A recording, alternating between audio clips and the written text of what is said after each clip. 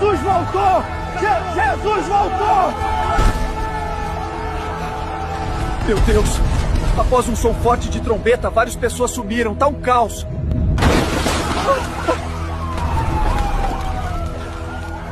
Meu Uber sumiu! O que tá acontecendo? Meu Deus! Eita! Acho que foi um arrebatamento, mas eu ia na igreja todos os domingos porque fiquei... Meu Deus! Jesus levou a igreja, mas eu fazia tanta caridade. Por que me deixou? Por quê? Eu assisti as pregações do pastor Mirim, da menina do iPhone. Por que fiquei, Jesus? Por quê? Eu fiquei pra trás porque eu não levei Jesus a sério. Por quê? Acabei de sair da igreja e até o meu pastor ficou. E agora? O que será de nós? Nós ficamos, mas você ainda tem chance de garantir a salvação.